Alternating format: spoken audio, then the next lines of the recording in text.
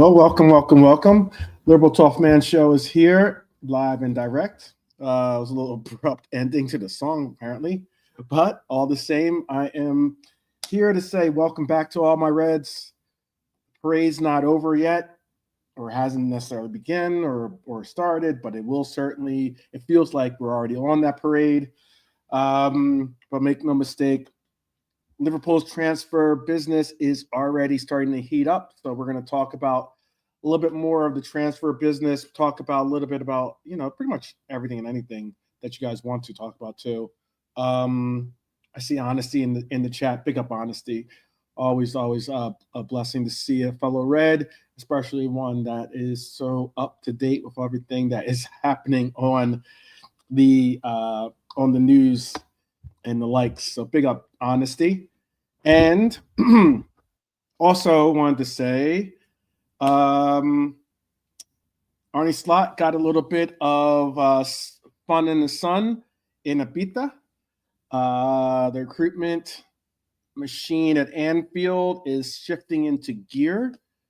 We're going to speak on the breakdown of these 5 crucial updates, I guess you could say, on a lot of different players. Some of the players that Honesty's putting into the chat, some of the players that might not be on a lot of people's radars, but hopefully it'll start to factor into our future as to if they do get to become Reds. And also dealing with the Reds summer window, major incomings, key exits, a few plot twists. I don't even like saying the name Real Madrid lately. So Real Madrid involved in some of those actions. And I guess how we can do it is, smash the like, subscribe, and all that jazz. And as we are going to start, let's just get right into it. Let's get into what our gaffer had to say in the press conference. But it looks like Lee is with us. Big up, Lee. How are you? Greetings and salutations to everybody. There you go. How are you? Are you fully recovered from your birthday? Yeah. Okay. Yeah. I started to be honest, that's all I did, really. Like, I felt, should I? Because it's my birthday. Because I was going to shop anyway for ciggies. Okay. So I did do that. But yeah, I enjoyed it. It was all right. Little celebration to mark 52 years on Earth. What a day. I'm sure it was a fantastic day. I hope that it was, at least. I don't know if you saw the press conference or not. I was going to break it down for everyone. I guess if you haven't, I'll help break it down for you as well. The last few days have been special for Arne Slot in that he's been able to go all through. He's been hobnobbing around through Europe and through even in the Middle East as well. He saw himself in Ibiza celebrating Liverpool's Premier League title win. The players have been away too. Like I said, they've been relaxing in Dubai as a squad. I saw pictures of Salah out with Dom out on the streets, being escorted by their bodyguards. But with Brighton on the horizon, it was back to work at the training facilities. And Slot returned to media duty with a press conference. Obviously, he has some talking points. He opened with a laugh, saying he was having a great week until he had to sit down and speak to the press, which is funny. Ha ha ha. But fair enough, because questions came definitely thick and fast, especially around some of the hot topics. And the hot topics obviously were the transfers that are on the deck. We all want to know what is going on with our team, what's the future of it, and how we're going to fortify, move forward, and the like. So on the top of that list was Bayern Leverkusen's Jeremie Frimpong. There's increased belief that Liverpool are ready to activate his 35 million euro release clause. But when Slot was asked this directly, you could say classic Arnie. He brushed it off, saying Liverpool don't speak publicly about potential signings until they're through the door. Still, he gave us some indirect insight, I guess you could say, with the title wrapped up early. He admitted he's had more time to plan ahead and said that ongoing transfers are just as much on his mind as probably as they are on all of ours. When asked if players who haven't figured or haven't featured much, he said, they could use these last games to change his opinion. He was firm in that decision. Arnie, let me say this directly to you. If you're going to say a comment like that, play the players. Don't do this half-mass type stuff. Play the players. Give them a actual presentation or actual opportunity to make the most of what it is. He was firm. It wouldn't be fair to change your mind based on one or two matches. Obviously, that tells your decisions are already made. The prime example, Federico Chiesa, barely featured, struggled for his fitness in the beginning of his career here, but has certainly rounded into form as of late. Slot admitted Chiesa has the quality to play more, but Salah, Hakpo, and Diaz have all been superb, and they have limited his time. He pointed to trust and match fitness, saying there were no regrets in selecting others. And while reports of a Napoli, I want to make emphasis this because I saw a lot of Twitter feeds and a lot of Twitter posts, and I've seen and heard some of our own fans or some of the especially rival fans as like say this as well. I wanted to emphasize that despite the fact that there have been signs that Napoli is basically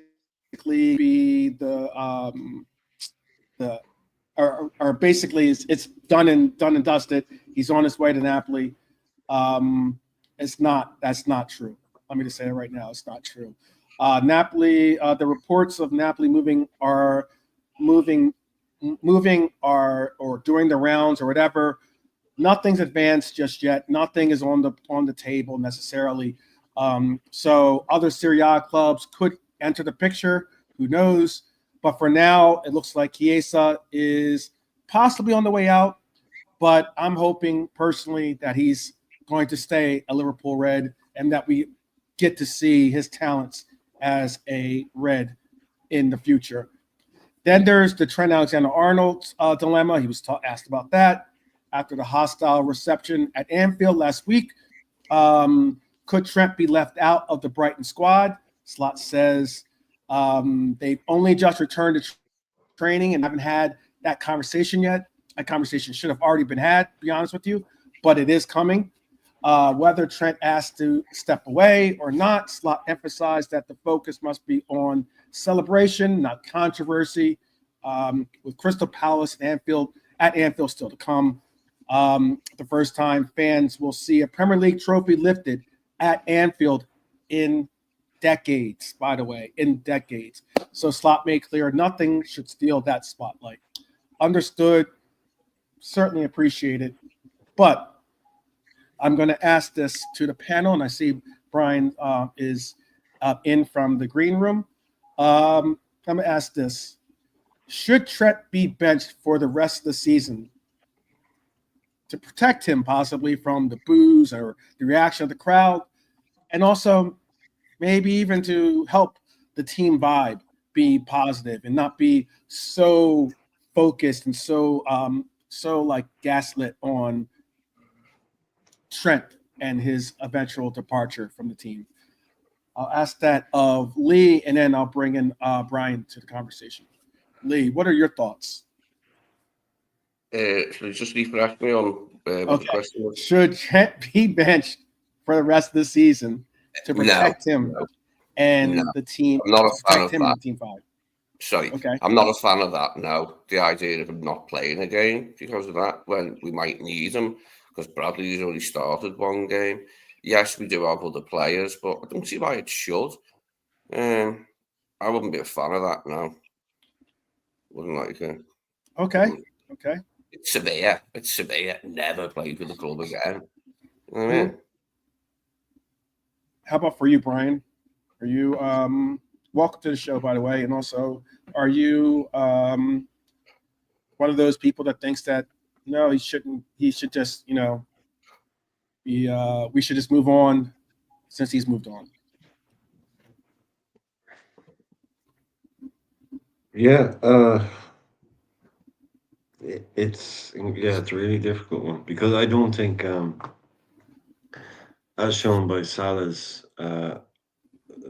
little outburst today, his admonishment of the fans, his slam, as I put it on my channel, it shows that I think some of these guys were genuinely taken aback at the level of the noise at Anfield.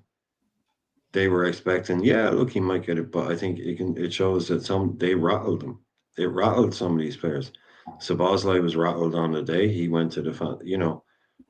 Salah is rattled enough that he's, these interviews are scripted to within an inch of their lives. He knew he was going to get asked that question, and he knew he wanted to get that off his chest. I think he used that platform to send a message to the fans, his message, saying that they should treat him with more respect and they were wrong to do what they did. And that's not what Liverpool fans do, and say they should treat him differently the next time. I think that may have had the opposite effect that he's hoping for it to have, because the people who booed him aren't going to not boo him because Mo Salah told them not to.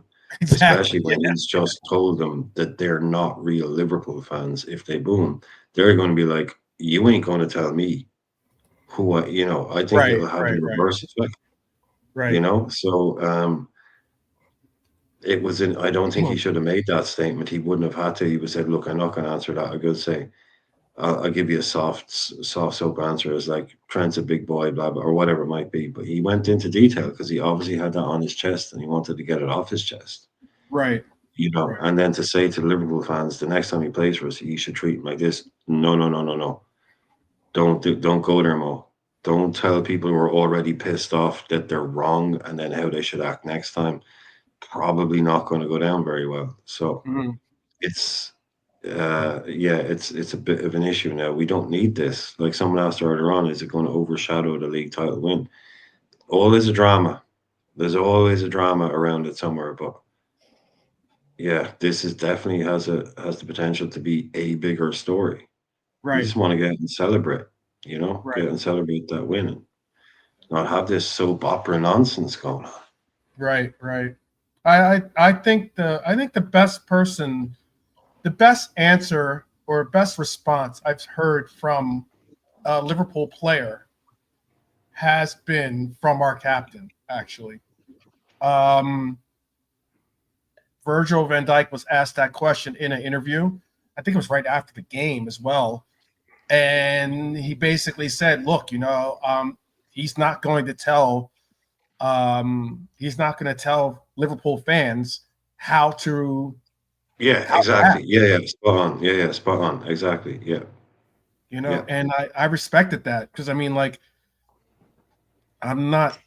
wouldn't expect, there's the relationship. If you have a 20-year relationship pretty much with an individual, there's obviously going to be some type of response or the likes. And look, attachments will form. Right. And Trent has somewhat shown his, I wouldn't say true colors, but I would say go as far as to say, he's definitely shown that he hasn't allowed for fans to properly address it by the way that he went about his exit from the team. He wasn't going to talk about it. He wasn't going to give any clues. He didn't give anyone any insight, as to what he was going to be doing.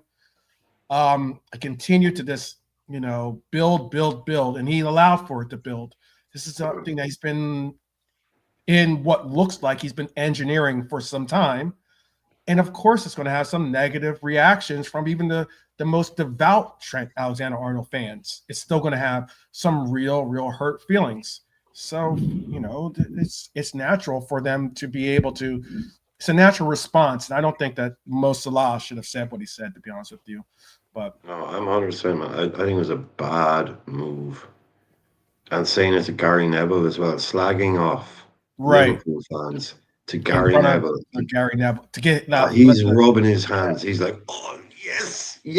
Gary's going to be loving that. Mo Salah, Liverpool, of all people, they sent him to talk. Their best player, their superstar. He's slagging off their fans. I mean, you heard him on the day when it happened. He was overjoyed on the day when it happened. He was going, "Oh, I did go like that." This bollocks.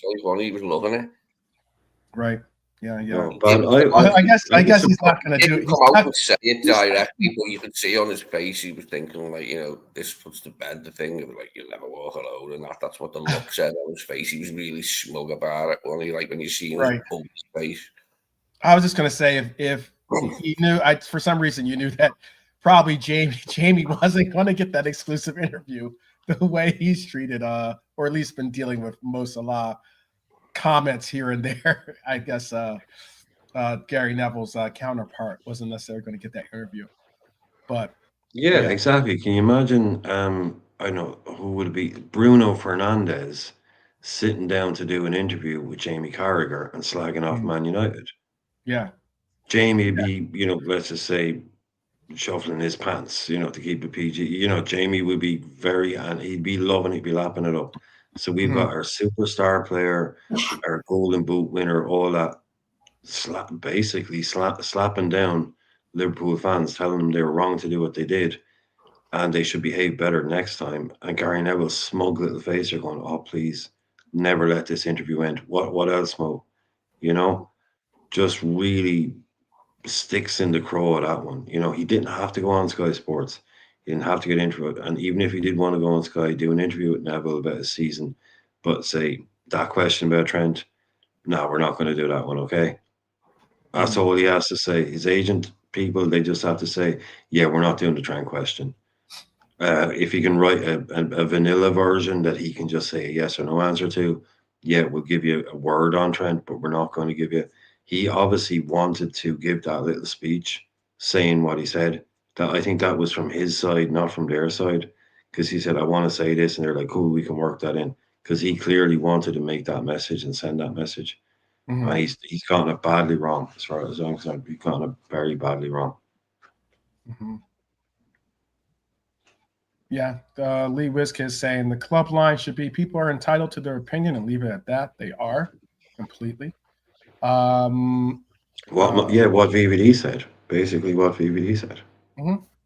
And I think that was properly put, because I think that, like, if you really look at it, I mean, of course you're going to have people be hurt, you're going to have people be angry, you're going to have people be feeling betrayed, and for it all to be some like, oh well, simply because Trent makes some completely scripted PR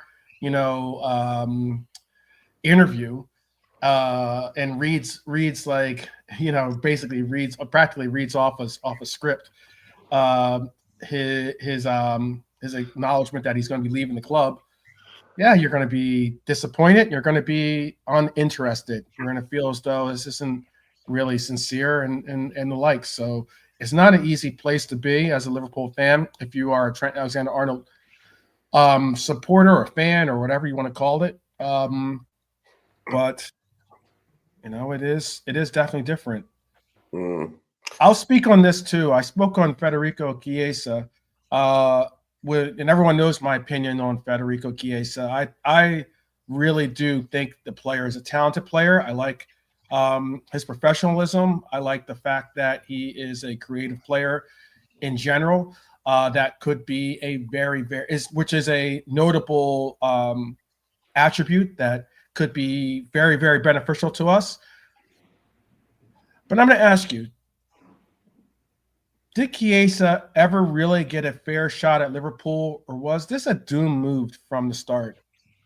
I mean, it seems like to me the way that the coach directly spoke on the fact of, he said that Chiesa's talented. He spoke on how, there's others that were in front of him, whether it was Salah, then he's now adding Cody, he's now adding Lucho as being superb players in front of him that were basically, I won't say blocking his access to the pitch, but certainly curtailing his minutes from the pitch. I'm going to ask honestly, do you think Chiesa ever got a fair shot at Liverpool? I don't think he did. I think he deserves one. Or was this doomed from the start?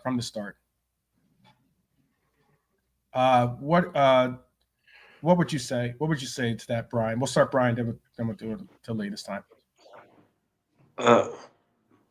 Life is all about timing. I don't want to go all JK and say football is all about this and that and say like one word, but life is all about timing. And yeah, he comes in at a particular time, he's injured. You've got a team that's all of a sudden top of the league, can't experiment, can't really change up too much. Like he said, it takes him about 6 months, as everyone said, it took him about 6 months to get properly fit. Then I think he's got obviously Mo Salah in front, so which league game are we dropping Mo for? You can get into nitty-gritty about minutes, but Mo in the form of his life, putting up an incredible season, he's going to start in the league.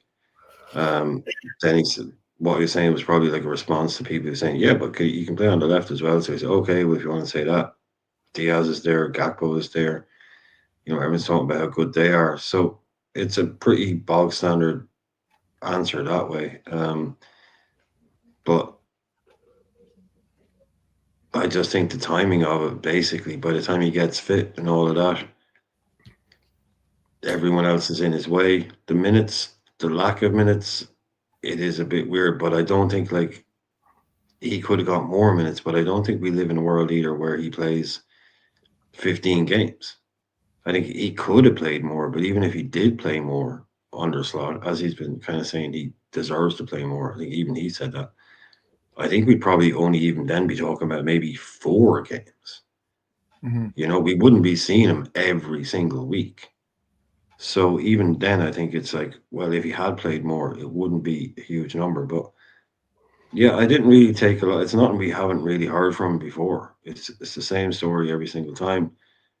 Mo is there, Mo plays, and then if you say to me he plays, what I noticed more about that was the fact that he didn't try and do the same thing by saying, oh, and if he wanted to say he could play through the middle, we have Darwin and Jota. I think by not saying that, I think he was saying that he completely doesn't even consider that an option because he's given up like an option on the left.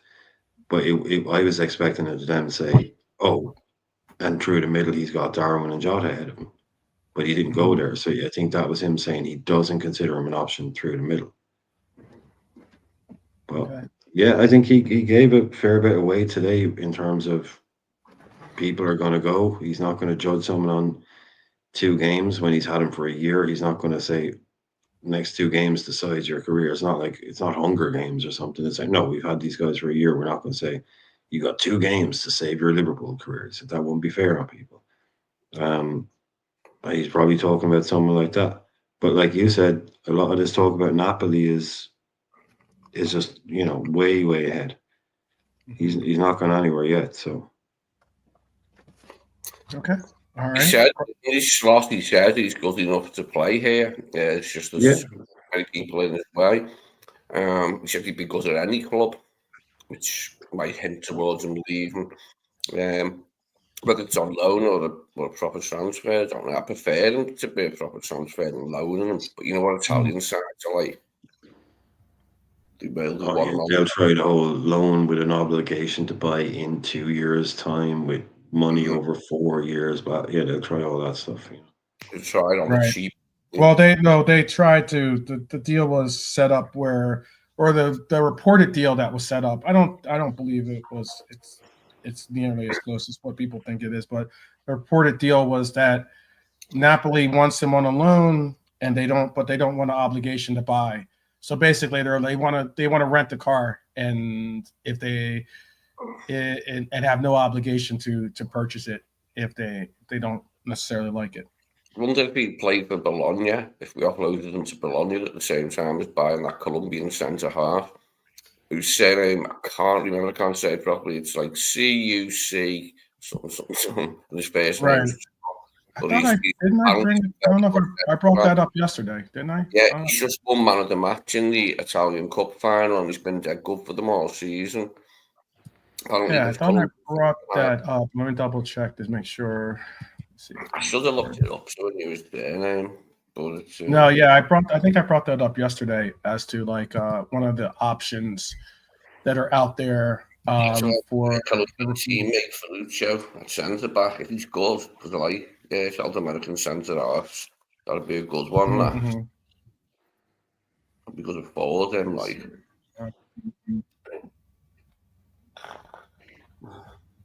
Actually, no, I think this was for something else. I'll find it. I did bring up an option because I know that basically. Huh? You got Crab there in the old in the building. Oh, okay. Hey, big up, Crab. Big up, Rasta Crab in the house. The streets have arrived. It's Pops last night. They sent in Rasta Crab for round 2. Yeah. All right. Yeah, Crab is available, definitely. Let's get him on the show for sure. We've been trying to get him on the show forever, but he's a busy man. He's a busy man. He's too expensive. I've seen his. Yeah, that might be it. His demands. I've seen his demands. Very expensive. We were contemplating whether going in for Douglas Luiz would be a good idea from Juventus, for the DM. We were talking about that. Forgotten man. Yeah. But he was really good for Villa, wasn't he? He'd be a decent signing. He couldn't 2-0. Villa tuning it up. 2-0. Emery got my. I know I might be jinxing it, but who cares? I don't think I'm winning the league this year, but I'm doing my best to do an Arsenal and get second place. So Emery's helped me out with my last ditch effort to get some points here. With the coaching option on fantasy football is what I'm talking about on our league. It is 2-0 though. 0-0 in that Chelsea-Manchester United game, and a 2-0 in the Villa-Spurs matchup. I heard that Son is looking sharp. Kamara has scored the second goal for them. A man that's also looking final in grand fashion, aren't they, Tottenham, like with their recent results. God help them in Bilbao. They're just a circus. They are pretty much a lost cause for sure. Excuse me. Well, so is that what do you think that you didn't say your piece, Lee? Do you think he's gotten a fair shake, or do you think Chiesa's gotten involved here? I've got to say now, I don't understand why there wasn't at least more minutes or more like full halves, at least like more halves, you know what I mean? If not starts. I don't understand it really. So there's something there. He's saying he's good enough, but like, I don't know. That's what we were saying before. Like, he could have used him through the middle because he had no one there this season. He had no faith. He wrote bloody Lucho in, didn't he, and lobbed in there. But Jota and Nunes, he's got no faith in, it seems like. So I don't know why he didn't try him through the middle. It would have been a good idea to at least try him. Especially like late in games, just throw on because he has shots a lot, doesn't he? He's always getting shots off, mate, and you can get chances off them, off the rebound. He's a busy player, like any. But that's the way it went down. If this is his only season here, we just never got to see him, unfortunately. Which is disappointing. It does happen. It does happen. We're not the only club. It does happen. Sometimes it's just one of those things. Sometimes it's a very extreme example of like even like failed transfers, blah blah blah, guys that have gotten like 10 or 12 games, but they don't all work out. But it is very, I think it is 41 Premier League minutes.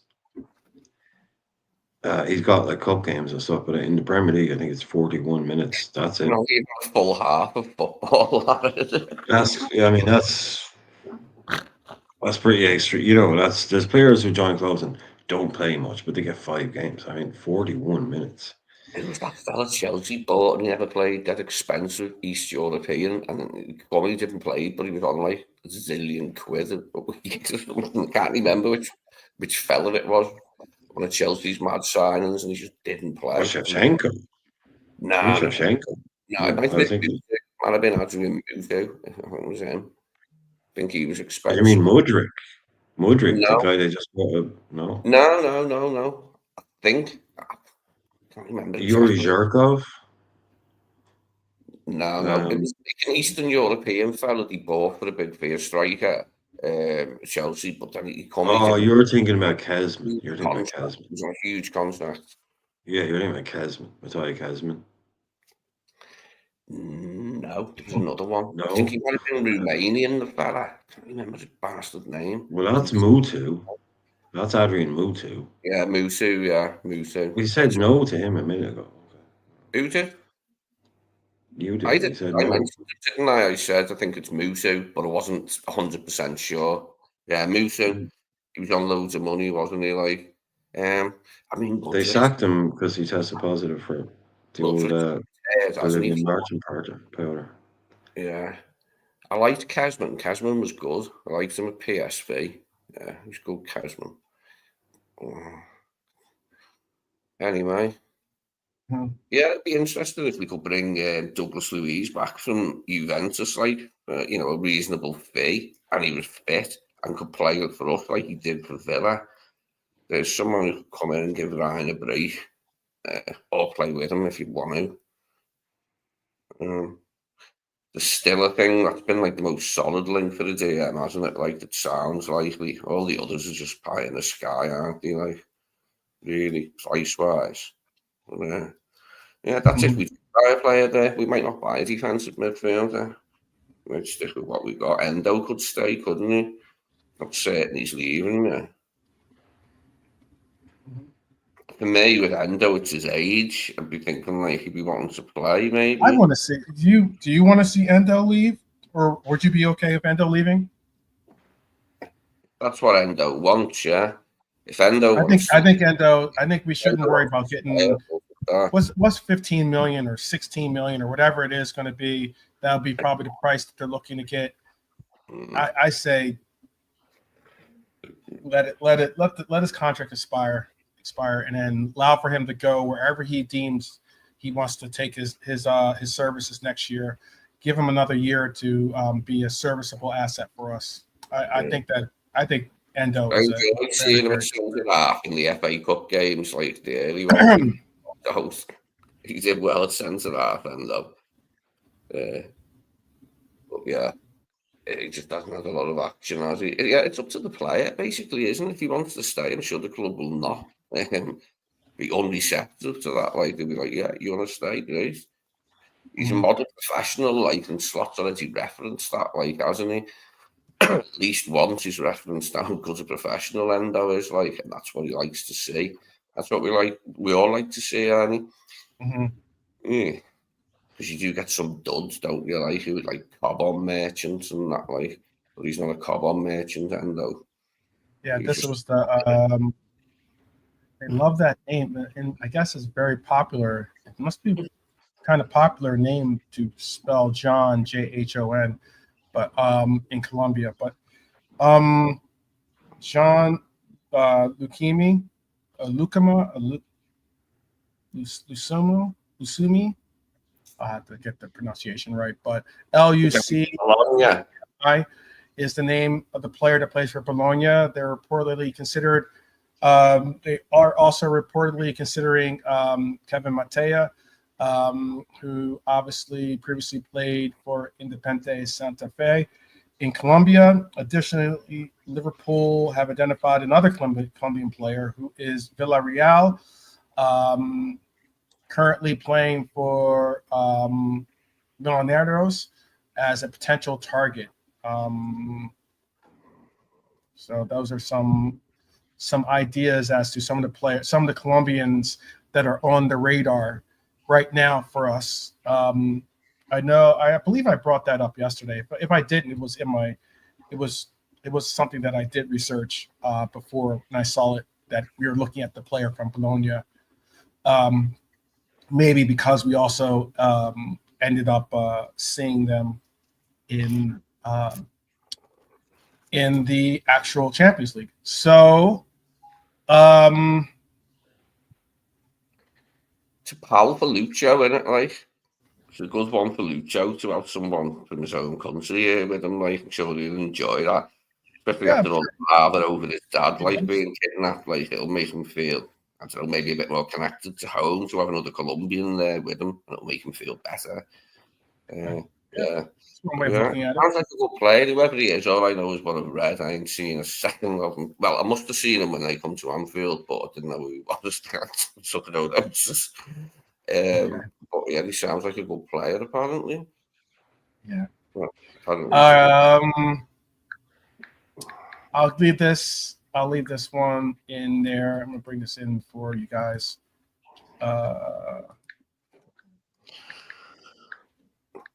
And you can answer this as you see fit.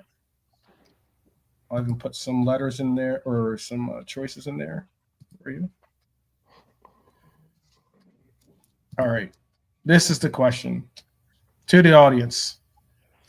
What should Liverpool do with Trent in these final two games? Should he start him, send a positive message send a message, I guess. I'm not gonna say positive or negative. B, bench him, protect the moment, or C, let him decide. Put it into Trent's hands to whether he decides to play or not.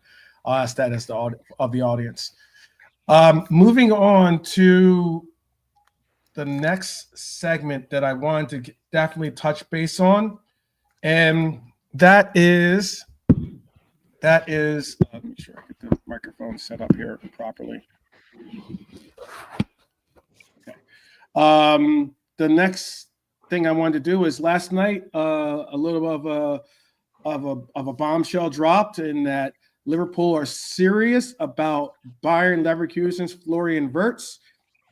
And we're not just talking about admiration from afar, despite what some might think in the chat. I get that. Potential table offering interest. Now, Wirtz is expected to stay in Germany. I get that. It's reported that he might stay with Leverkusen for one more year. I don't think that's going to happen. I think that with Xabi Alonso leaving, this is now his opportunity to do the same. And the other option is he could be making the inevitable move to Bayern Munich, who, if he were to do that, I'm sure Leverkusen would fit the title of what I've heard recently of being Neverkusen. Okay. But Liverpool's message is clear. If he is available on the market, they're definitely interested. With 139 Bundesliga appearances, with 35 goals, and the guy is only 22 years old. The ability to play as an attacking midfielder, as I mentioned yesterday, the option that I'm looking for or looking at possibly as a false nine.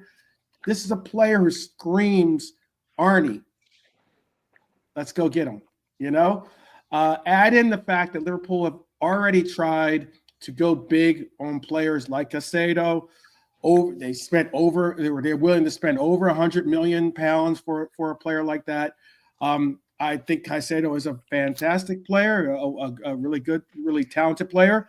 I think that Florian Wirtz is an even better player. Okay, and they've also paid top dollar, obviously, for Ali or Virgil van Dijk. It's not a matter of can they or will they. I know a lot of people want to talk about FSG or want to talk about the tight strings that they have on their on their wage or on their transfer purse. But I think that's just not really looking at the reality of it. They've spent money. They've put some really big numbers down for some big-time players. They've had to play for a lot of times. What's very interesting is people talk about all these constraints or how Liverpool are poor or can't do this or can't do that. Yet they would also make the same. Would make the same assertion about how we're all about release clauses. Well, newsflash: release clauses mean you pay up front. There's no working out payment plans on release clauses. So that's money spent right there and then. That's not easy, and a lot of teams don't like doing it simply because of that reason.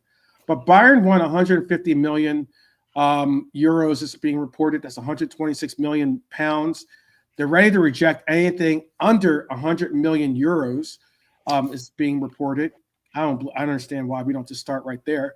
But Bayern have reportedly reached personal terms with the player, but a club deal is not done. Liverpool and Manchester City are definitely the two quote unquote plan B options waiting in the wings. I'll ask this on the panel and in the chat. I see I've already touched a little bit of a sensitive nerve. If Liverpool did spend, let's say 100 million euros, okay, would Wirtz be worth it based on our system and needs? I'll ask that of Lee first, and then I'll ask that of Brian.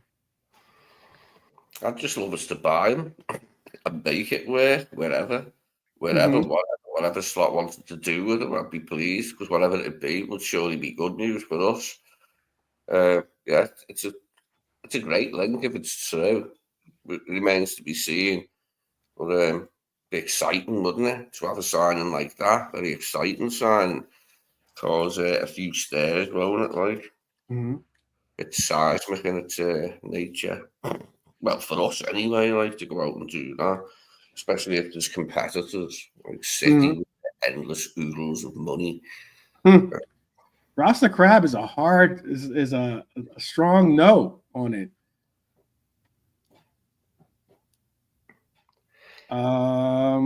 Strong no on that one. Okay.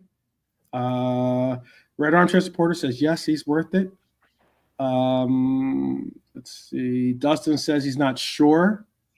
Okay, all right. Well, what's your say, Brian?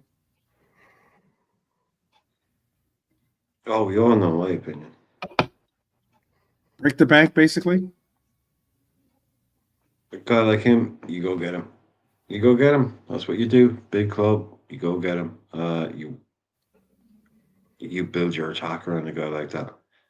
And hey, look, every transfer, no 100% gigs in this game. You know, there isn't, but this guy, the mentality that he has shown over the last 2 years, come back from a massive ACL, dominate the Bundesliga, go part of an invincible team, win the league.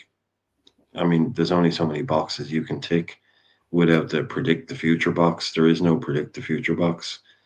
So you bring him in and pay the money if it's not bankrupting you. If it's, you know, obviously you don't go stupid and wild, but it's like, yeah, if we can afford this guy and still be able to do what we need to do, and we're in a position to do that, then yeah, you go out and you do it. I don't see many drawbacks to it. Even in 2 years' time, if it doesn't work out, you'll get a big fee back from that. You don't want to even go down that route. But yeah, probably one of the most sought after players in world football right now. Every team on the planet would love to have this kid in their team. So let's go out there and be the big boys and just say, guess what? He joined. Now, again, he doesn't leave Germany more than likely, but we need to make it #1 destination right here. So I think it send a huge message. It would send a huge message to all European football that one of the most highly rated, sought after players in the world has just joined Liverpool Football Club.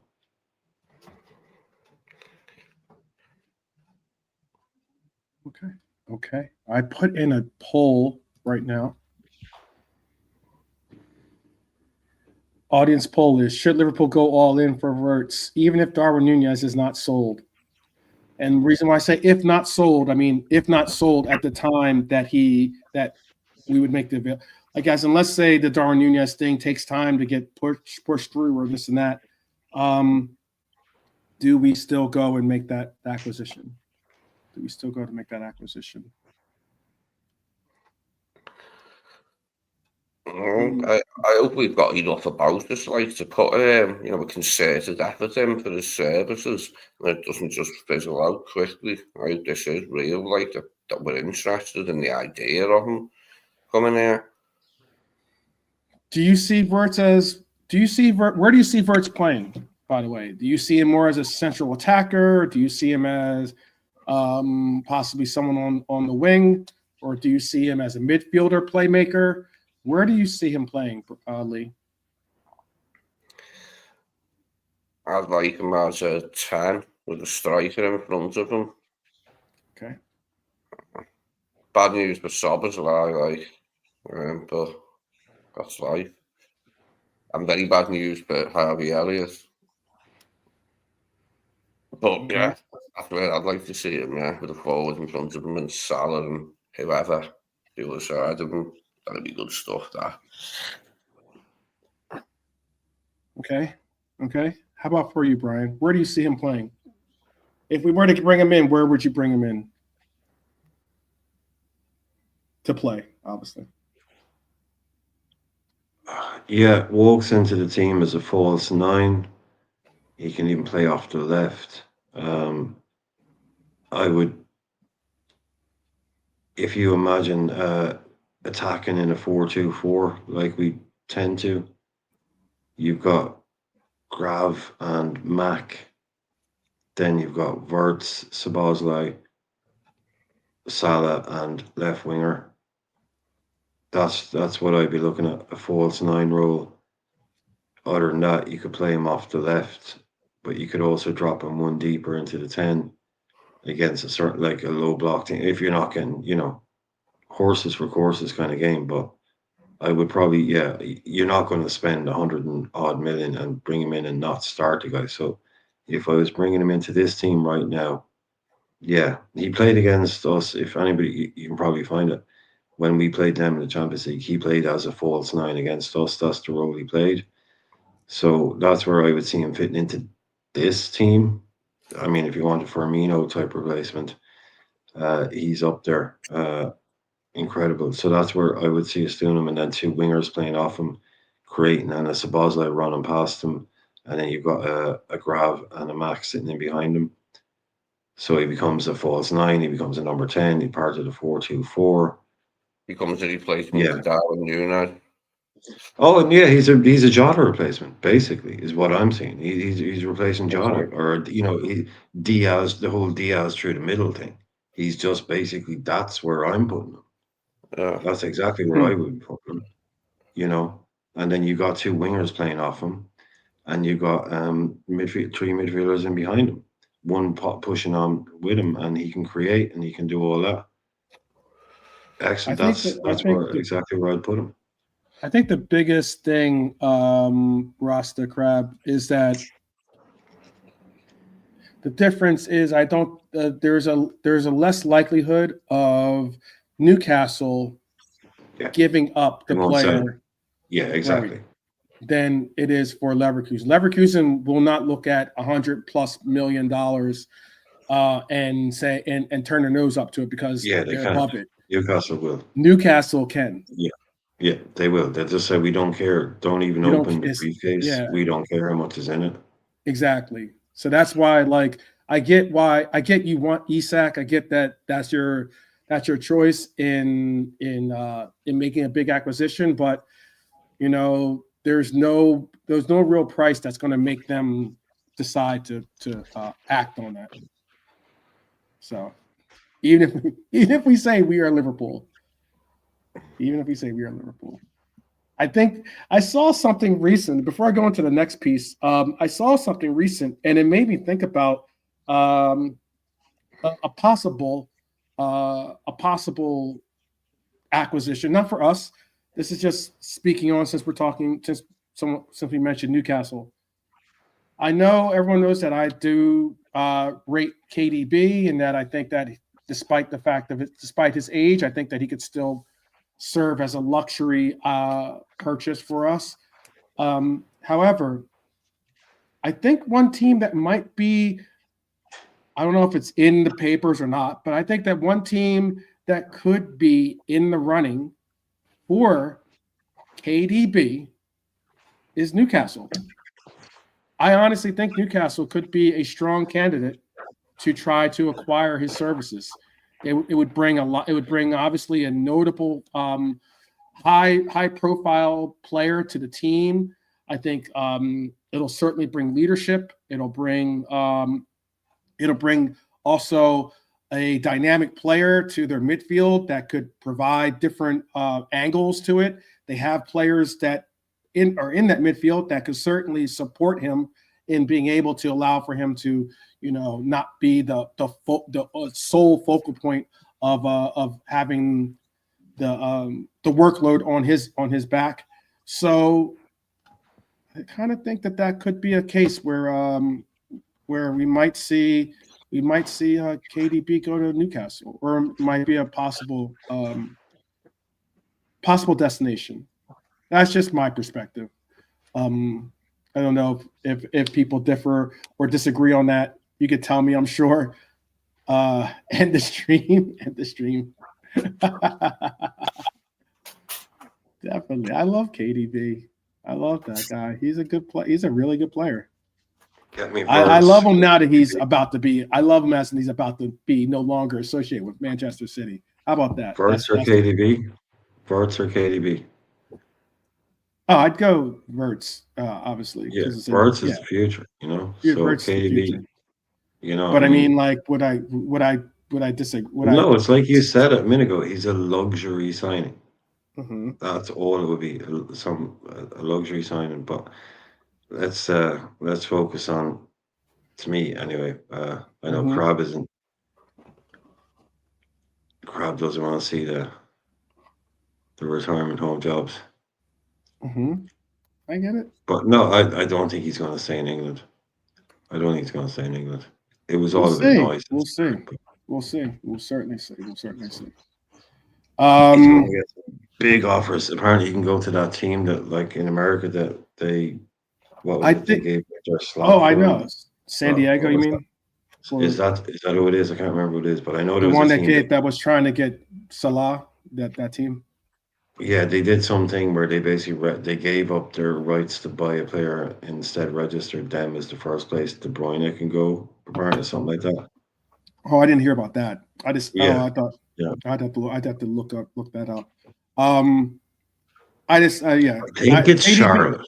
I think it's Charlotte FC. Sure. I think it's Charlotte FC. I think it is. That's the name that's in my head. Is Charlotte FC? Did something where like they automatically get first pick on him, and they gave up something to do it.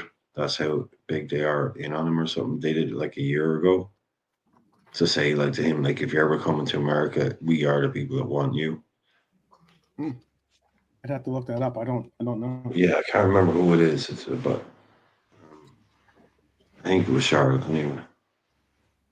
I don't think there's a I don't think there's an MLS team in Charlotte. That's why there was Charlotte FC, wasn't there? But whoever it is, there's an American club that's made a big play for him. Basically said, we've given up this to buy your rights, not buy your rights, but to get first refusal on you, basically something like that. Anyway, I'll find it later on. Okay. I mean, Charlotte has a women's soccer team. I don't think they have a. I've definitely heard of Charlotte. They might have a team, but it might not. I don't think it's an MLS team. That's what I'm just saying. But I could be wrong. I could be wrong. Yeah, like a League Two job. Yeah. I could be wrong, John. What's that? North Carolina, is it? Charlotte is in North Carolina. Yep.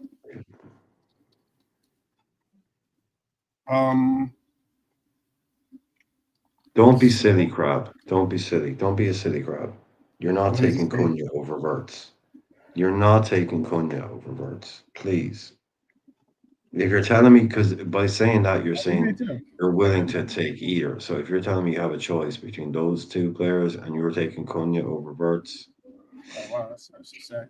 That's sad. I apologize, Charlotte FC. Charlotte FC does have a team. there you go. There you go.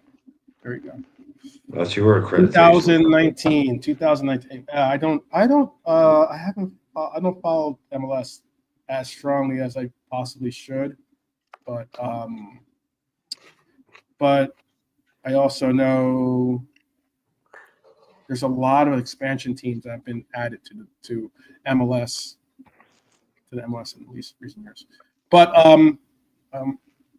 I guess let's just get back to this. Put in here. Did I put the poll in for the second question I had, which was, let me double check, make sure. Yes, I put in this poll. Let's see. Rasta Crab says no, says too expensive. Red Armchair Supporter says no. See if anyone else wants an answer to it. So, all right. Well, cool. I'll get into this then, because this is a player that we were hot to trot for quite a while, and now it seems like because he has already announced his team of preference, and also not only team of preference, but a team that even if we had signed him, he probably would have angled his way towards eventually moving on towards, and that is Dean Huijsen, Madrid's hijack and defensive alternatives for ourselves is what now comes into question. Liverpool were very keen on Dean and ready to pay his £50 million release clause, but there goes Real Madrid again, swooping in and triggering the clause. It's all moving quickly, and it looks like Dean Huijsen is going to be off to Spain. That leaves Liverpool looking elsewhere for an actual. I don't know if it's necessary if we're looking for a starter or we're looking for the next big thing to become a starter. I know that we were in the market for instance for the guy that went to Euro, who ended up going to Manchester United. Remember that. Yeah. Lenny Euro. So it leaves us in a question of, what is our next move?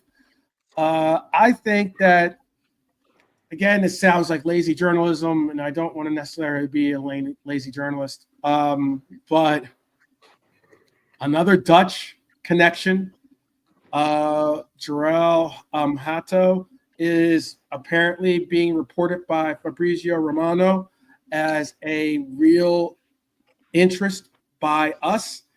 Liverpool appreciate his skill set, appreciate the fact that the young man is only 19, so he's got a lot of room to grow. And Hato's already played over 100 senior games and is considered one of the best young defenders on the planet. I know that Norm is very high on this player. I know there's others in the chat that are high on this player as well. Brian, is Jarell Hato ready for the Premier League? Or will we be better off targeting someone with more experience? It's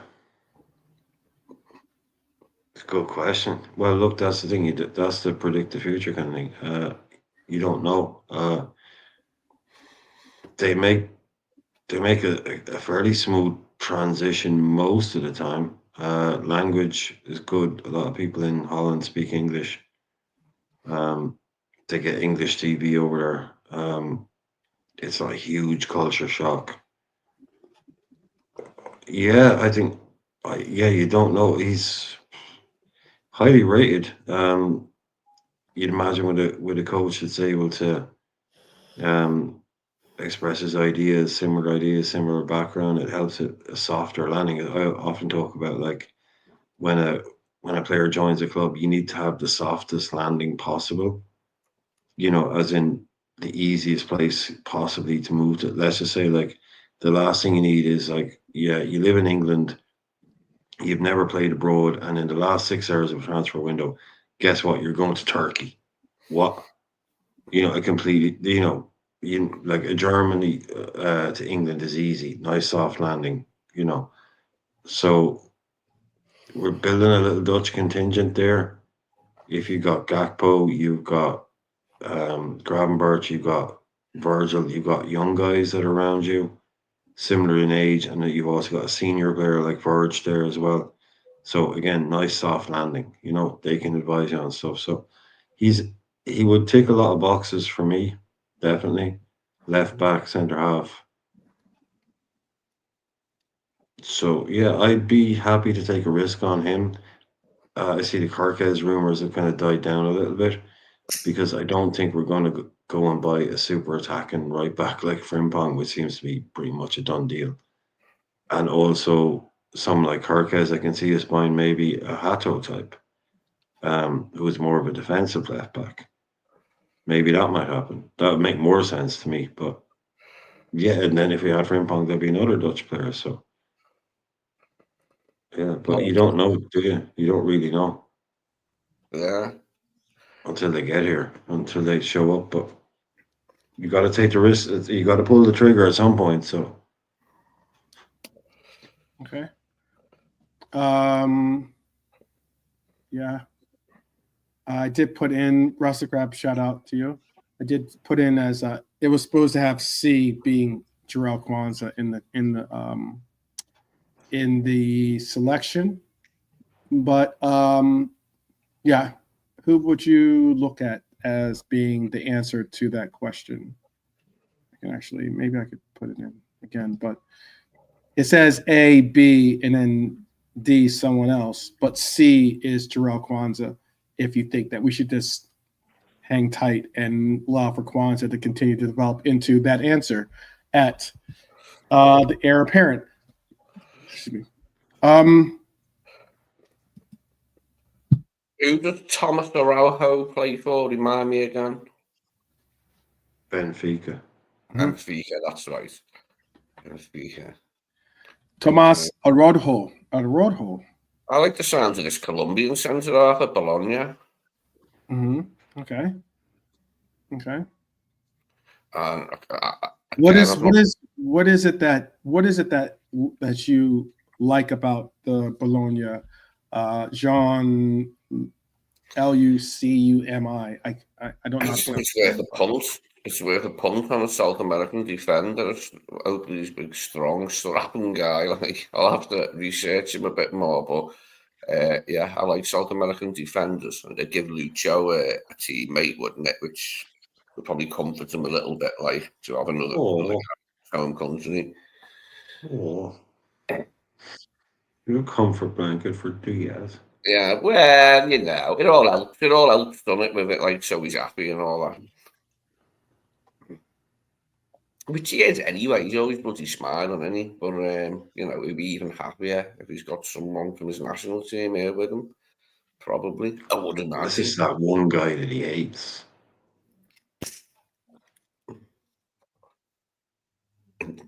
Okay. Could be, yeah. I'll say this then. Should Liverpool focus on a left-sided center back to eventually rotate with Van Dijk, or maybe even push Van Dijk to the right and bring in a left center half to be his new partner? Yeah, I'm a fan of both of them. For him to be like someone who can play in place of Van Dijk, but also someone that can play with Van Dijk when Van Dijk moves to the right. Yeah, that'd be good. It'd give us a bit more balance at the back. You have a left-footed centre back, it's nice and balanced, isn't it? What you want. Okay, Brian. Should we focus on left-sided center back to either, in your opinion, to either rotate with Van Dijk or maybe even push Van Dijk to the right and allow for a left-footed center half be on the left side? I believe this Colombian dude's left button. You really like that To guy. me- All right. Yeah, to me, what I would do is I'd bring in someone who starts at left back, and you go forward. He's a left back. You got Bradley. You got a Frimpong on the right. They burst forward. Everybody moves up, and that guy moves into the center. He doesn't go forward, which is kind of what we're doing at the moment. So that's the way I'd be looking at. Me bringing in the center half who starts like in the Gavardiol kind of thing, or the Nathan Ake role. City, they don't bomb up and down the wing. They sit in and become part of the back line, even a back two, and then you push up on the other side, and then that. So that to me, like that's a Hato as opposed to like a Carcas, an Anthony Robinson. Whereas if you wanted it, you could, if you were doing it on the other side, you'd bring in a defensive right back, and you'd buy a bombing forward left winger if you want to go from one side. That's the way I'd be looking at it. So I'd be looking at a Hato kind of thing, because like I don't like people hear that, oh, we're going to buy Carcas and we're going to buy Frimpong, or we're going to buy 3-4-3 because we're buying two wing backs. I said, no, we're not. We're definitely not going to do that. That's not going to happen. So it'd be interesting to see if we did buy two kind of like very attack-minded fullbacks, which isn't what he seems to want to use. So to have a Frimpong, who we know is very attack-minded, I wouldn't be at all surprised if the Carcas thing doesn't actually happen, and it's much more defensive leaning. Like I say, like someone who can play left, he is a centre half, but also plays left back. So much more defensive, and that give you more balance. And then we can say like our attacking threat from fullback is going to be coming from Bradley and Frimpong. Okay. Norm is saying Araujo is similar to Huijsen, only more aggressive. He likes to come out with the ball. Let's see. And I know he likes Hato. I definitely know he likes Hato.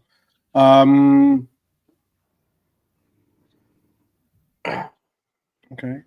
I put in those names in there. Well, then I'll quickly transition to this then. If we're talking about center halves, maybe center halves isn't going to be, if maybe, and that's the big question mark is if, but if we are done with Frimpong, talk in the sense of as in we are done negotiating, and that we're going to be pulling the trigger as this being our first acquisition of the summer. It then moves us to, okay, center half for our next acquisition. Is it going to be a left back? Is it going to be a striker? Some might be revisited to a position that some people do have as a top priority on their list, and that is CDM.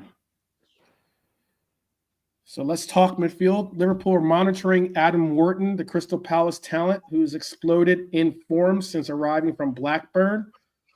At 21, he's already one of the most talked about central midfielders in the league, at least.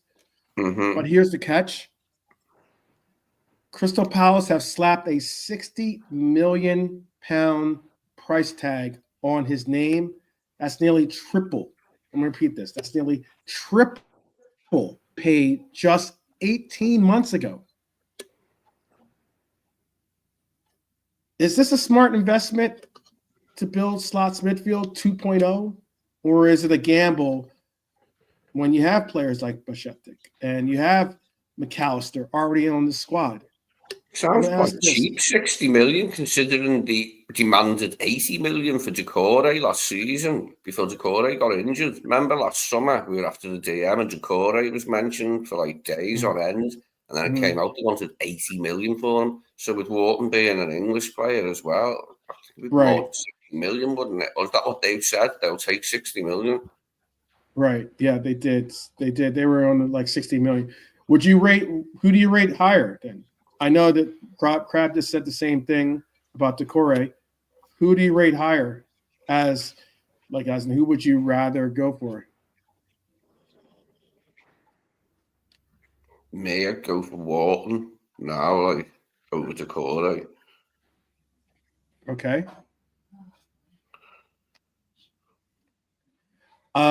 Norm, I am not. I don't even have to ask that question of it. I'm not in the Adam Wharton camp. To be honest with you, I don't think that he's our next choice. If he becomes our next choice, obviously I wish the best for us and for him. If he does become that player, but I'm not willing to drop. If I was a sporting director, I wouldn't be looking to drop 60 million pounds on or anywhere in that range on him at all. I think he's a talented player. He's a good player, but I don't think he's 60 million pounds. I'm mildly surprised by them only wanting 60 million for him. I thought they'd want more. I thought they'd want a king's ransom plus an arm and a leg. But 60 million is quite reasonable. But I'm not into him as as much as us having him. Yeah, I'm sure he's very good and that, but not for me now. There must be other players out there. I'd rather have Stella.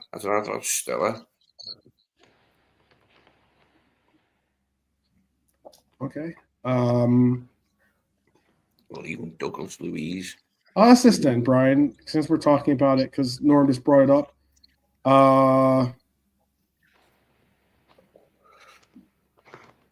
He's not. I don't think he's like. We need a player. If I'm going to bring in a player, I want to bring in a player that has the ability and presence of a McAllister, for that kind of price tag. There's no way I'm going in for Adam Wharton, who still has some work to be done on his game. I think. I'm not saying he's bad at all. I'm just saying that he's just not the finished article just yet. But that's just my opinion. I'll ask Brian his. Is Wharton stylistically similar to anything we've got already, or does he bring something new to the table if we were to go for him? Stylistically, he's closest to Gravenberch, without a doubt. Yeah, press resistant, comfortable, very intelligent, bit of a natural footballer. So that would be the closest stylistically. Like, he's not an Endo, he's not a Decore, he's not a N'Golo Kante. He's very similar, classy, very classy player. So I don't think we need him if you have a Gravenberch. That would be he's not as all action as McAllister, and he's more he's more quarterbacky than Dom. So yeah, that's where I'd put him. But yeah, I don't think he's what we really want to be going out and spending 60, 70 million quid on when you have a Ryan Gravenberch. If he goes to someone else, fair play to them, good signing, great signing. But he isn't coming into our team and walking into the side and changing it up and making us better. But quality footballer, yeah. Could be a signing for Chelsea if Lavio's fitness problems continue next season. They might want him, maybe, but I don't think we'll want him. I don't see him as a Liverpool player, although he's good. I've never really considered it until very recently. It was ironic that he came into the team when Decore got that injury with Decore for days on end, and then Wharton came into the team, didn't he, and played well in Decore's place. And now he's he's not nearly worth as I was going to say he's worth as much as he's not worth quite as much as Decore in Palace's eyes, but 60, okay. Yeah, not for me, not 60, no. I'd rather put that 60 towards the whole and shebang for Wirtz, 60 towards his fee. Whatever else it'd take on top of 60 million. Get that one on the go. Okay. It's going to be interesting to see what positions we do and don't buy in, what he considers sufficient, like, you know, in positions. We might have a few surprises. Okay. I put into this. Let me see. They're getting some answers already for this poll. I said, should Liverpool sign Wharton this summer? A, for yes, he's a future England star. He is a homegrown too, by the way. So A, yes, future England star. B, no, too pricey. Or C, only if we sell a midfielder. D, Rossicraft's always dropping the alternative answers. D, not good enough. B, for Norm, no, too pricey. Red Armchair Supporter says B, no, too pricey. His name is close to Wharton, isn't it? Wharton. Could be something in that. Okay, Lee looking at the brand, at the Wharton brand there. Dustin says B, also no, too pricey. Okay. With goals in your boots. Okay. Yeah. I'm not an Adam Wharton fan, so I'm not. I've seen him play about 4 times, man. I ain't talking. I'm just saying. I've seen the guy play about an hour of football, I reckon. That's it. Yeah. Let's talk about a signing that is close to being done then. And that's something that a lot of people, Jeremie Frimpong, still alive or just agent games? That's the question is going to be the headline for me. Now, this one certainly has the fan base divided, I think, because I've seen some people that are very, very on board with Frimpong and the qualities that he could bring to the team, the pace, the ability to possibly supplement Salah when he goes to AFCON possibly as a right winger as well. But let me set the record straight. Yes, Liverpool have had talks with Frimpong's camp. No, they haven't approached Leverkusen to trigger the 35 million euro clause just yet. The deal could be done, but right now it's mostly chatter from the player side. Sometimes when the noise is all coming from one camp, you start wondering, are we being used to bump up interest from other clubs? Florian Wirtz is an example of that. You could even maybe say Caicedo was an example of that. Zubimendi might be an example of that. But is Frimpong worth the risk is what I'm going to ask you. I'll put in a poll too. But is Frimpong worth the risk, even if he's not the defensive powerhouse or the more like traditional right back that we see from your likes of maybe your Bradleys out there or something along those lines? I'll ask that of you, Lee. What do you think? I'm excited by the prospect of signing Frimpong because he's a good player. We've seen this. I'll get behind it like it's a sign, and definitely we only got one player there now, really. So we need 2 in every position, and he'd be another good one. Can possibly play in the same team as Connor occasionally, like in front of him. You know what I mean? Standing for Mo or something like during AFCON. He doesn't want to use Diaz there. Okay. Maybe.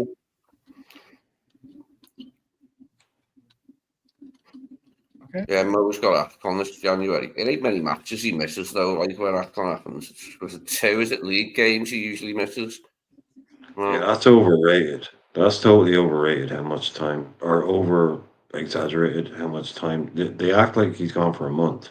Yeah. Like at one point, like he was only gone, 2 games. It depends on how deep they go into the tournament. But also but it was like, it was going to, he'll miss 2 games. And it was like, and even if they get to the final, it's only 3. You know, it's a really short period of time because of the way we had a break as well, but that break might be gone. But yeah, it's not like these guys disappear for a month. Yeah, I remember Alex Oxlade-Chamberlain stepping up a couple of seasons ago, the one before he left, you know, when he had to play because Mo was at AFCON. He scored a couple of goals as well, Alex, during that time. Did well, like, it was sort of their final hurrah for us. But yeah, it's not a month. It's definitely not a month. I just double-checked because I think it is. Well, your argument stands higher, but your facts are incorrect. That's what I'm saying. What's that? No, he just said the last time we signed a player from another club was, I can't even remember, but he forgot about McAllister. So what it ends up being is Mohamed Salah, this is if they made it to the finals, obviously, but any player that participates in AFCON, Mohamed Salah, obviously, I think other players on our team that will miss. That's it. That's it, right? That's it. Unless we get like you know why? Because I was thinking of originally I was thinking of when we were thinking of like bringing up Labuemo or something like that into the team. I'm like, well, that doesn't necessarily help us out because he would miss it because of Cameroon. But Salah could miss up to 10 Liverpool games due to AFCON 2025. This is because the tournament starts December 21st and goes. They moved it back. No. That's not good. Yeah, they've moved it back. No, you can't miss the Christmas season. No. Exactly. That's all the games. Yeah, so he misses. So that's why people are saying, I guess, why they're saying it's a month. Oh, I didn't. I thought it was still in January. Yeah, no, Christmas. That's the Christmas, New Year's. That's when all the games. They moved it up. They moved it up. Yeah, they moved it up to December 21st and goes. I think it ended. It used to go from January to February. Yeah, to February. It used to be after all the Christmas shit when there was no games. But now like it's you December play 3 21st. games a week. Yeah. Yeah, like over the Christmas period, you play like 3 games a week for like 2 weeks. And then in January, it's like 1 game in 2 weeks. And they play it in that 1 game in 2 weeks period. And if you stayed a bit longer, then it might be 2. Yeah, no, that's bad, man. You can't miss the Christmas period. That's a huge part of the season. You can't have 2 or 3 players gone for that. No chance. Yep. December 21st to January 18th is when the tournament is going to run. So it's 10 games. It's a lot of games. That's a lot of games that he could possibly miss. That could now not all those games. I don't think all those games are all Premier League games. You got FA Cup. No, they wouldn't be. There'd be FA Cup. Yeah, there would be FA Cup in it. Probably about 6 Premier League games, I'd say. I reckon that 6 of that 10 is probably Premier League games, and that's 18 points. That's actually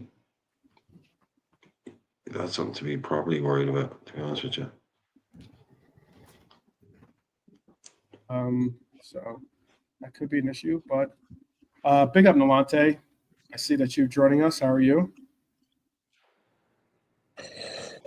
Yeah, all good stuff. Big up the panel as well. Big up the chat. Yeah, just watched a bit of this Aston Villa game with Spurs and the United Chelsea game a little bit as well. So yeah, interesting times for the race. What's the story? Scores? What scores on the doors? No, Villa beat Spurs 2-0 and Chelsea are just winning 1-0. He scored about 2-3 minutes ago. Mm-hmm. Who's the goal scorers? Cucurella for Chelsea. Villa is our boy. Yeah. He's been the best player. And then for Villa, I think it was go ahead, sorry. Kamara and Kwanzaa. Oh, Kwanzaa. All right, okay. So yeah. So both of the Europa League finalists getting better again. Yeah, just keeping it totally on brand for the season. Yeah. Both getting beaten as Big per up, Norm. usual. Yeah. But to be Okay. honest, Chelsea Oh, been man. a bit like Spurs are in dire league form, mate. When did you last win a league game? It's been a it's no while. point now. Lee, it's performance art at this stage. It's not even football. It's just performance art at this stage. How bad can you be in a league and still be in a Europa League final? That's just what these people are doing. It's ridiculous. Crazy, isn't it, this season. What a crazy season, man. I'll be pleased for Tottenham to get their mitts on it anyway, like, you know, as opposed to Man United. Just, you know, the rivalry, like, so intense. Seeing them. Excuse me.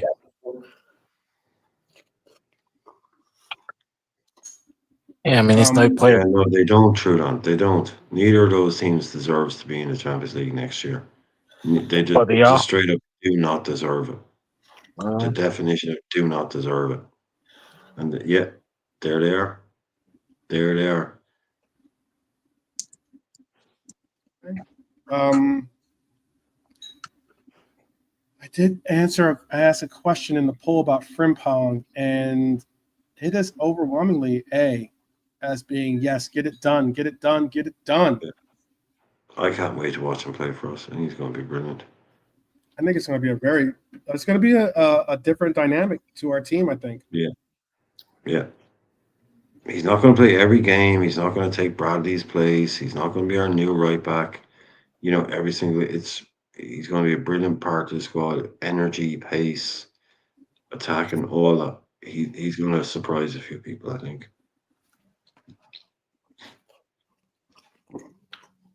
Very skillful. When you watch some of his videos, you know, his best bits and that, like the way he gets away from people, like in tight situations, glorious. See that? I'm just thinking, Sean Wright-Phillips, Tarek Lamptey. That's what I'm thinking of seeing. You know, that's what he's reminding me of. Pure pace, trickery from right back, can get a tackle in. He's not like allergic to defending or anything. You know, he's tiny. Yeah, he is tiny. So, like we saw Dan Burn up against McAllister, you know, in these kind of situations, yeah, that might count against him in the physicality, but I think we'll get enough from him in an offensive point of view to not really, you know, be worse off. Well, let me ask you this, Nalate. Is Frimpong worth the risk, even if he's not the defensive powerhouse some fans want?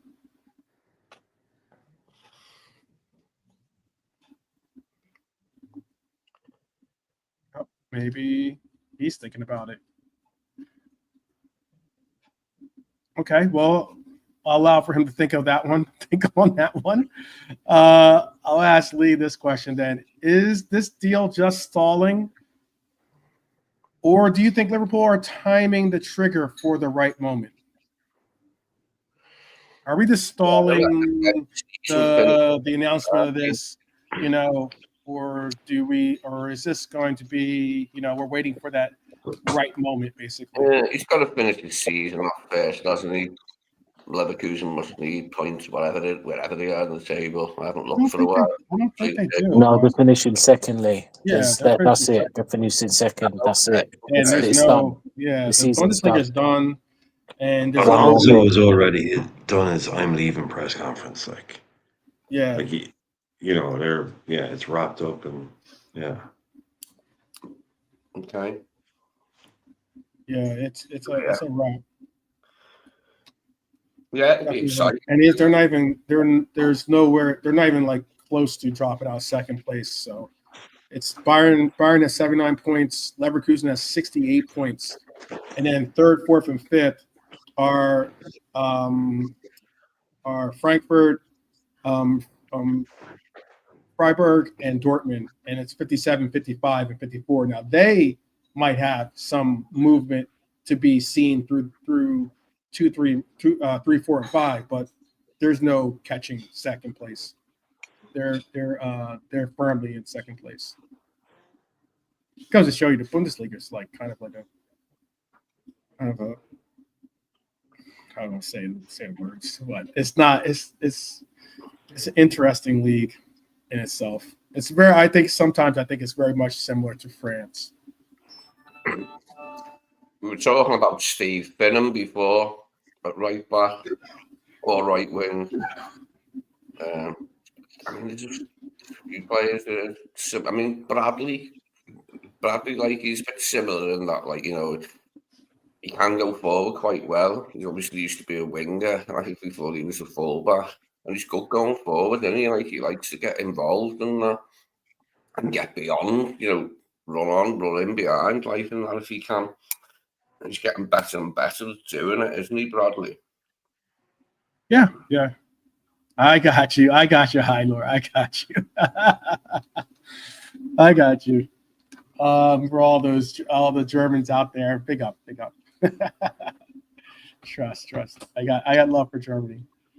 It's a lot of football to be played next season. I'll have even more love. I'll have even more love for Germany if we get Florian Wirtz. So how about that? High Lord? But go ahead, Lee. What do you want to say? There's a lot of football for us to play next season in 4 competitions. So I'm sure Bradley and Frimpong, if we do buy Frimpong, they'll both play. Mm-hmm. They'll both play often, like, probably. You know what I mean? He will alternate, won't he, at times? For you know, matches, whatever. He might have a preference, one type of game for one of them, preference for another type of game for the other. But yeah, I'm excited about it. Yeah, watching his videos and that, I've enjoyed that. Shows his interceptions as well, like, you know, his not so much tackles, like you don't see him sliding in very often, but see him like cutting wingers there and nicking the ball quite a few times, like, so, you know, he can defend as well. All right. There is some. Let's before we're at the 90th minute mark here. I don't know if Delonte, you with us yet or no? I don't know if you want to answer that question. I don't think he's with us just yet. So I'll just say I'll end my last segment is somewhat a feel good segment. And what I mean by kind of a feel good segment is that it speaks on the backroom brilliance that we have been able to appreciate, and a particular coach that I think has been very, very influential in the advancement of Kelleher, the advancement of obviously Ali, Yardos as well. And hopefully he will be involved in the advancement of Marmarashvili, because Claudio Taffarel, Liverpool's beloved goalkeeping coach, is staying on despite officially joining Carlo Ancelotti's Brazilian staff this summer. That's right. He will keep both jobs. Taffarel will continue coaching Ali at both club and country. It is an unusual setup, but it speaks volumes about his value at Liverpool. It speaks volumes about the character that he holds and respect and appreciation that he holds for Liverpool, and how important stability is behind the scenes. We've been blessed to have some incredible goalkeeping. We've also been blessed to have I think personally some of the best goalkeepers in the league be a part of this club. And a lot of that has to do with the way that they've been, taught to enhance their qualities and talents here and abroad. So, as far as Brazilian goalkeeping legends go, Claudio Taffarel is very high up the list, isn't he? Like, I don't know if there are others with the same sort of status, like, because he is a legendary figure in Brazil, and for his goalkeeping stint, like, he didn't play the most successful Brazil period, like, but he still won the World Cup. You know what I mean? I can't remember if it was twice, but do you know what I'm saying? Like, he's a brilliant player. Okay. How about for you? I put down. How about for you? I say, how about for you on this poll? I asked do dual national club roles benefit Liverpool? Is there any benefit in us having a coach that is on that is going to be on the Brazilian team? The Brazilian national team will have a coach that is also a coach at Liverpool. I think yes, but maybe you think elsewise. Lee, do you have an answer for that one? To the benefits us, I don't really see there are harms, but I don't think there are harms. It's really that he coaches with the national team as well. Taffarel, it can only be good that he's around more, like just more football there. Okay. Doing his thing. Do you think Liverpool should allow for this to be? Do you think that Liverpool should allow for other specialists, for instance, to hold this dual role system for our team? Do you think that we could, maybe it could be any of the likes of whatever portion that we would do. Maybe it's the dual role of I think we have a throw-in coach. Do we have a throw-in coach, or something? I don't know, or a set-piece coach or something like that. Do you think that it could benefit us by allowing for more coaches to do this role more often? I'll ask that of Brian. Oh, and Nolante's back too, so I'll ask Nolante next.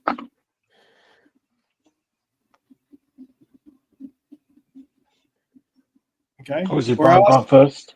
Yeah, no, you got it, Nolante. You got it. Okay. In terms of the dual coach role, yeah, I don't see any harm. You can get different options, a different set of players, depending if some of the players coach for that team, and then again, every little things, and then he can scout someone else in the national team that could be a prominent star. So yeah, it's a win-win. It's a win-win. Okay. Brian?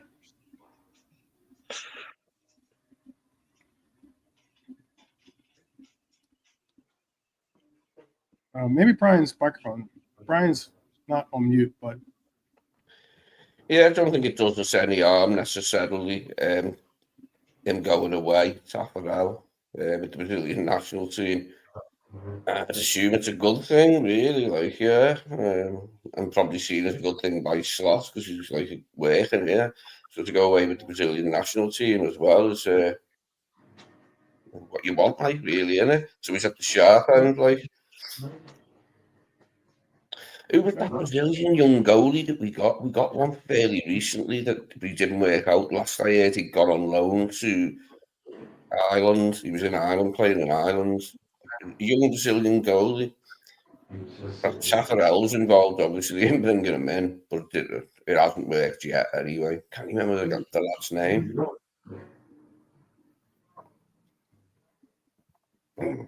let me make sure, because I think Brian is speaking to someone in the background. Okay. How important do you think Taffarel has been to Ali? How actually important do you think he's been to Ali? Lee, what do you think about that? I think he's been very influential. I reckon he's been good for Ali, yeah. It's been a tidy little pairing, hasn't it? Having him coaching Ali. He's done so well for us, hasn't he, Allison, since the moment he got here, which is why Queven's having to leave, isn't it? Well, also because we went out and bought another goalkeeper for a few bob. So, yeah, he's the man, isn't he? Yeah, we were talking about which other goalies are as good as Allison. I personally don't think there is one. I think he is the best one right now. Maybe in the past he might not have been. I don't know. When he's on his best form, yeah, I think he's the best goalie still. There's no one like him. Edison had a go, but Edison's he's fell off now, hasn't he? He was very good when he first come. Remember, was it Joe Hart? He chucked out Pep. Go in and see Joe Hart on the ball, with the ball in his feet, and went, okay. Brought Edison in. But I was fascinated that there was that battle. Well, no, he went and he got Claudio Bravo first. That's what he did. Yeah, that was, and he got pelters because he wasn't very good. Yeah. He let in a few easy ones, but yeah, he took one look at Joe Hart and said no, and went out and got like a 34-year-old Claudio Bravo, who thought he was playing five-a-side football every week.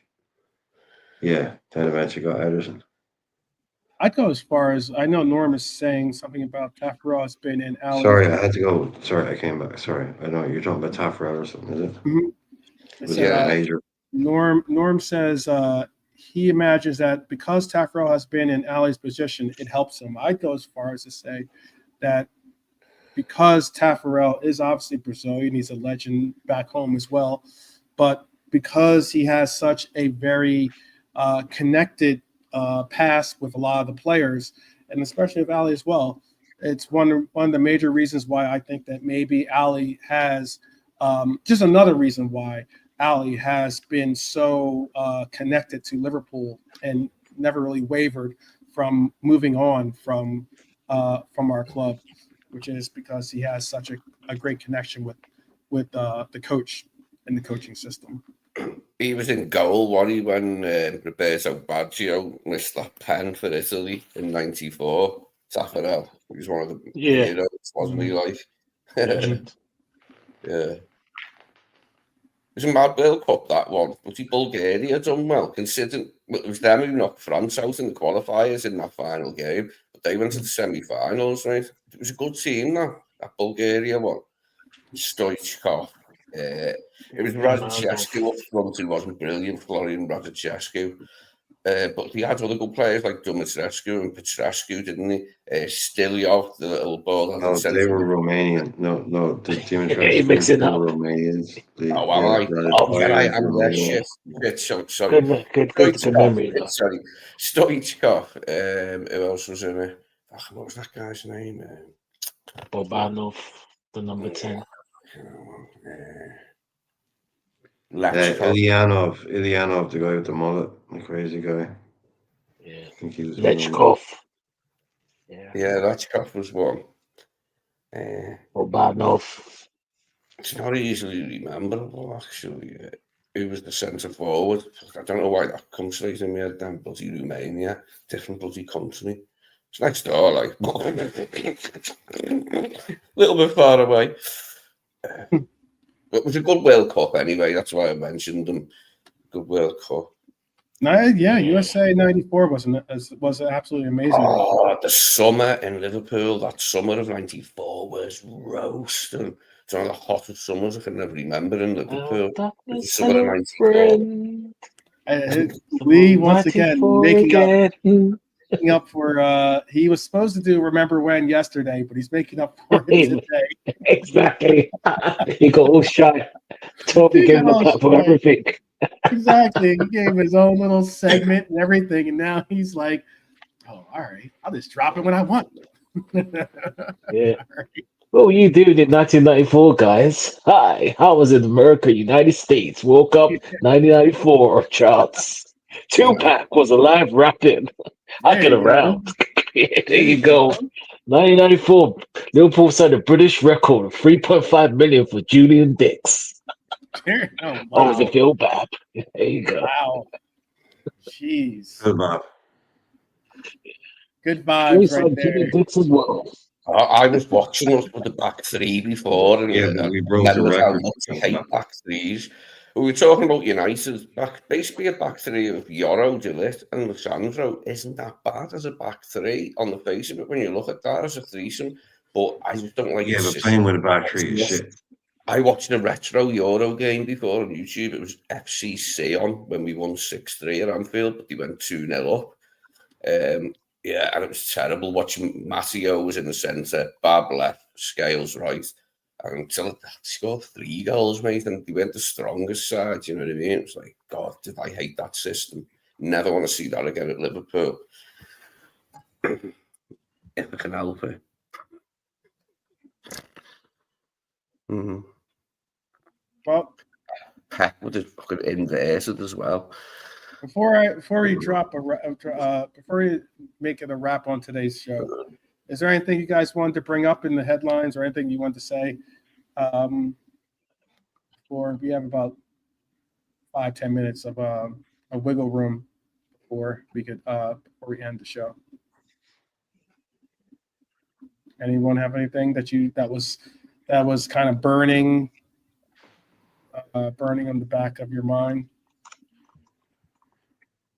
Lee, Milante, Brian, anything that was hot and percolating on your channels?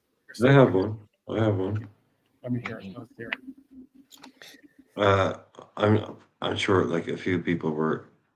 I asked the same question on my show earlier on, but do you, obviously he goes to Madrid, but do you think Trent will ever play in the Premier League again? And if you do think he will, which club do you think he will be playing for? So that's people in the chat. So Trent leaves, he goes to Madrid. Do you think he will ever play in the Premier League again? And if he does, which club?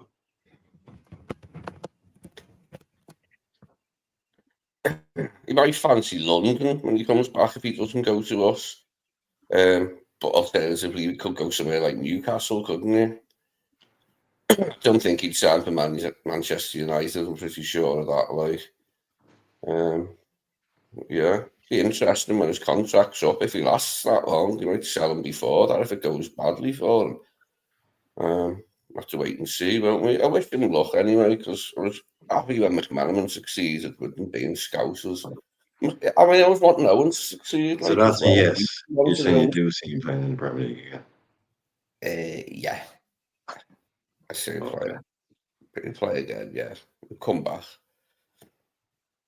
Don't know if he'll play again this season. That's up in the air, isn't it? Like, whether he will. I'm sure there'll be some minutes somewhere. I'm sure there's an unwritten script for an assist, either at Brighton or at home to Palace after they've played their FA Cup final, which is weird, having it during the season. Still can't get used to it. It's supposed to be when the season's finished, the league season's completed. He played the FA Cup final, but no, it must change. Let's do away with that. Anyway.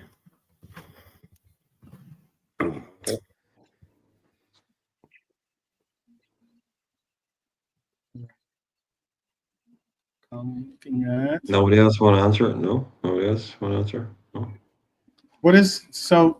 Frame your question one more time for me. Do you think you'll ever see Trent play in the Premier League again? Oh, and if you say yes, just not like as it has to be part of the answer, but what club could you see him play for? But do you think you'll ever see him play in the Premier League again? No. I'm on the no camp as well. I don't see him coming back. There's no team.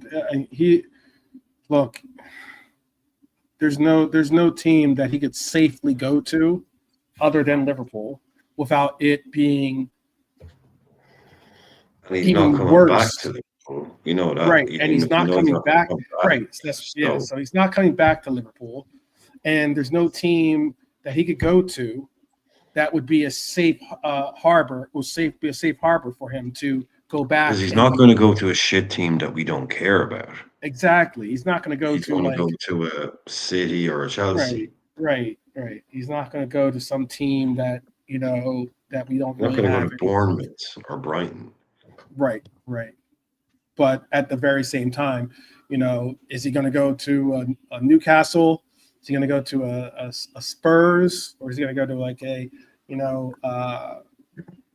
heaven forbid, is he going to do the indirect route to go to United? That's just not happening. It's not happening. This will be. He's made his mind up that this will probably be. I mean, his last viable,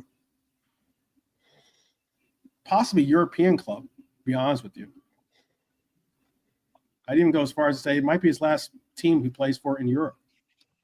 I could see a Bayern or an Inter late stage career move or something like that. Like, never say never in football, but never say never.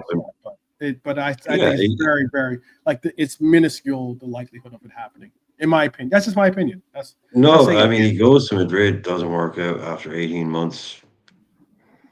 We've seen worse. Yeah, but I think I don't see him coming back to England. Really, I just don't see that being a thing. Because like I was saying earlier on, he's like, right, I've pissed these guys off enough. I ain't going to piss him off even more by coming back and joining a Chelsea or a Man City. You know, I don't think without wanting to be in someone's head, but I think he's like, yeah, I've burned enough bridges. The last thing I want to do is go back there and actually just join. Maybe, like I said, like a real late stage career thing. He's 36 years old and he goes back and does a season for Ipswich or something. You know, in a random kind of thing like that. But yeah, I think he might go off on a little journey around the world after Madrid. Go and play in America maybe when he's 32 or something like that. Or, yeah, who knows? But yeah, that's the thing. I don't see him playing for anyone else in England or in us, and he's not coming back to join us. So. Agreed. I agree with that.